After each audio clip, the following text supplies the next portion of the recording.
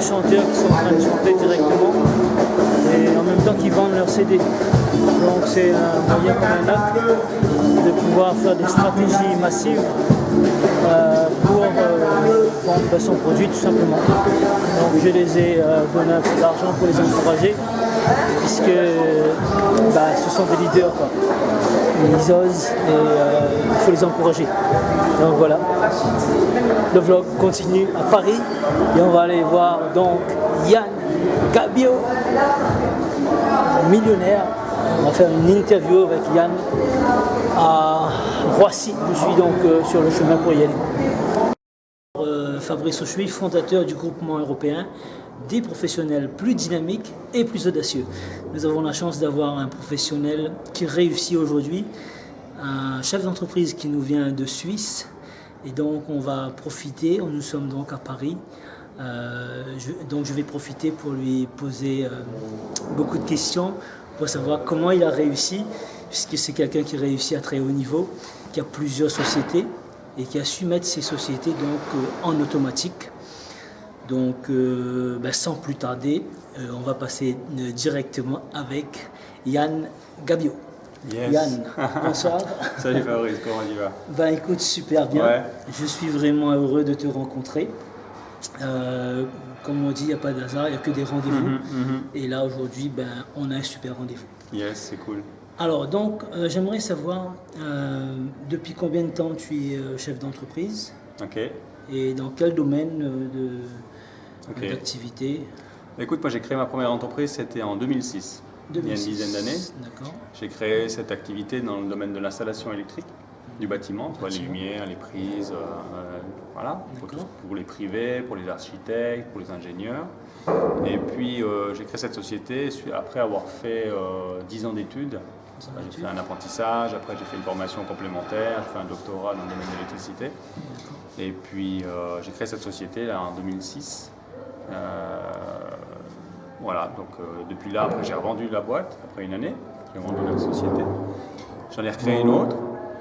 Et puis petit à petit, après j'ai mon père qui est venu me chercher, parce qu'il a sa société de l'installation électrique avec des autres associés, il est venu me chercher. Et l'idée c'était de redresser la boîte. Donc j'ai redressé cette entreprise là pendant 5 ans. Et puis en parallèle de ça, je m'intéressais à acheter une autre entreprise. Et c'est à ce moment-là que j'ai créé une holding. Et la holding, si tu veux, elle chapeaute et elle a des entreprises filles dessous. Donc j'ai racheté une nouvelle entreprise d'installation électrique. Et petit à petit, je suis arrivé à une dizaine de boîtes. Et aujourd'hui, j'ai réellement 4 entreprises qui fonctionnent en mode automatique. À 80% en mode automatique, parce qu'elles me prennent un jour par semaine aujourd'hui.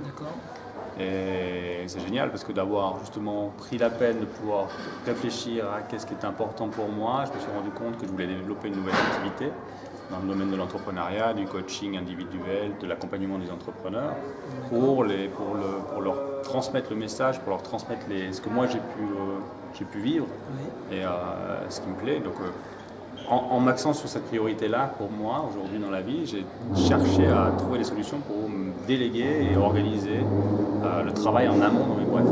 D'accord. Et donc, tu fais du développement personnel aussi? Ouais, j'ai vu. exact, ouais. Depuis combien de temps? Ça fait... Le premier, c'était en 2010. Les vrais séminaires, c'était en 2010. J'ai commencé avec Anthony Robbins. J'étais à Londres avec Work UPW, Libérer votre puissance intérieure. C'est un séminaire de 4 jours. Donc tu as marché sur le feu et tout ça? J'ai marché sur le feu plusieurs fois. C'était vraiment génial. Je suis retourné à Rome, je suis retourné à Rimini. Donc j'ai fait 3 fois l'UPW. Donc à chaque fois, tu as 6000 personnes dans la salle. Donc il y a un petit peu un côté américain, un petit peu un côté chaud, que certaines personnes n'aiment pas forcément. Moi personnellement j'adore parce que ça donne une énergie folle. C'est ce qu'il faut de toute façon. C'est l'énergie de la salle, donc c'est vraiment top, c'est extraordinaire. C'est un investissement sur soi, il n'y a pas photo. Franchement, tu ressors de là, tu as une énergie de taré, tu mets des actions en place, tu changes ta vie. Et ouais les amis, mangez sainement des légumes.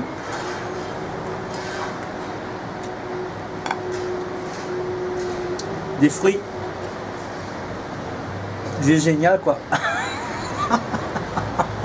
Regardez.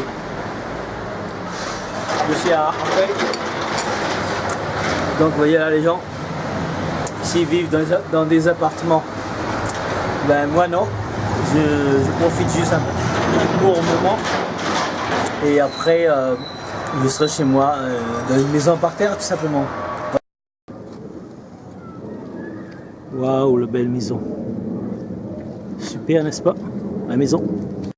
Voilà, c'est le vlog d'aujourd'hui et je vous emmènerai tout à l'heure dans un quartier chinois et ensuite chez les Antillais. Ok, à tout à l'heure.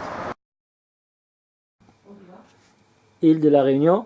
Île de la Réunion, on aime. On aime. Île de la Réunion, on aime. Île de la Réunion, on aime.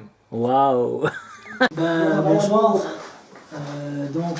Nous sommes à Paris, à l'Institut. Académie de l'art culinaire du monde créole. À l'Académie de l'art culinaire culinaire du monde créole. Donc nous avons monsieur Étienne Nicole avec nous qui est secrétaire de l'Académie. Monsieur Nicole, bonsoir. Bonsoir à la Réunion. Oui, bonsoir à la Réunion. Hein. Donc nous avons la chance d'avoir monsieur Étienne là qui va nous parler de son académie. Alors, est-ce que vous pouvez nous dire combien de temps ça existe, l'académie? Alors, l'Académie de l'art culinaire du monde créole existe depuis 5 ans. Depuis 5 ans. Avec, on peut dire, quand même des années de préparation avant le vrai démarrage. Oui. Voilà, et on organise chaque année les trophées de l'art culinaire du monde créole, qui est à sa 3e édition. 3e édition. Alors, donc, l'académie, son but final, c'est quoi? Alors le but de l'académie, l'objectif on va dire principal, c'est de mettre en valeur la cuisine créole.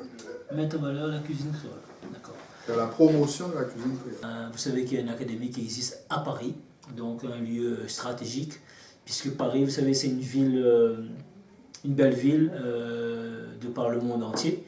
Et on a de la chance que l'académie soit installée vraiment à Paris.